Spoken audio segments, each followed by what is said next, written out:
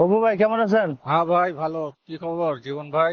এই যে আছি ভাই, আল্লাহর রহমতে ভালো। বলেন জীবন মেথড। ভোকাবুলারি প্রশ্ন করতে পারবো?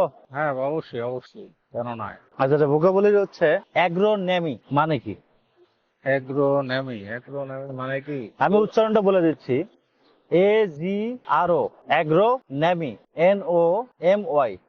এটা তো কি গরু দিয়া হাল চাষ করা নাকি? না না, এটা উত্তর ঠিক হয়নি, আরো চেষ্টা করেন। তাহলে কি এই চাষাবাদ? চাষাবাদ। চাষাবাদ, হ্যাঁ।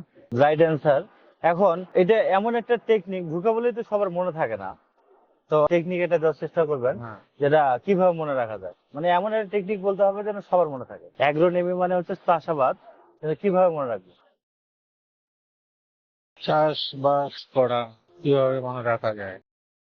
চাষাবাদ তো সবাই করি, আমিও করি, অনেকেই করে। মানে এটা মনে রাখা কি কৌশল? বলেন, আপনি বলে দেন। একটু চেষ্টা করেন তো দেখি। চেষ্টা তো জ্ঞান তো ঢুকে না ভাই।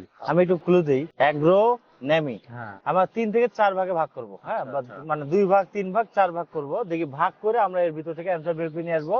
এমন ভাবে বের করব যেন আর কোনোদিন ভুল না হয়, মনে থাকে যেন আজীবন। আজীবন মানে? এখন এ মানে একটি, অ্যাগ্রো গরু, গরু গরু। মিল আছে না? হ্যাঁ। নেমি মানে নামাই, নেমি নামাই, একটি গরু নামাই একটি গরু নামাই। চাষাবাদের জন্য। এই তো আপনি পারছেন, তাহলে পুরোটা একটু বলবেন? সহজ হবে মনে রাখতে গেলে।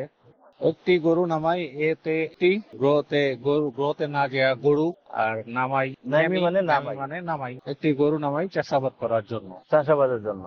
তাহলে মানে আপনার কাছে কেমন লাগলো? আপনি তো টেকনিকটা খুবই বের করে খুবই ফেললেন। সহজ, খুবই সহজ। এগ্রোনমি চাষাবাদ মানে ওইটা না যে আমরা মনে রাখবো, এগ্রোনমি মানে এতে একটি, গ্রোতে গরু, নেমি মানে নামাই, এইভাবে নামায় একটি গরু নামাই আমরা চাষাবাদ করার জন্য। দর্শকের কিছু বলবেন? খুব সুন্দর হয়েছে আপনার, দর্শক সুন্দরভাবে এভাবে, বুঝাইছেন। স্টুডেন্ট যারা আছে এভাবে ট্রাই করো, মনে রাখতে পারবা। আর জীবন মাথাটার জন্য লাইক, কমেন্ট, শেয়ার যা যা আছে দিও। জীবনটা আলো উৎসাহ পাবে। কষ্ট করে ভিডিও করতেছে জীবন তোমাদের জন্য, তো উৎসাহ দিও, সাবস্ক্রাইব করো। থ্যাংক ইউ ভাই।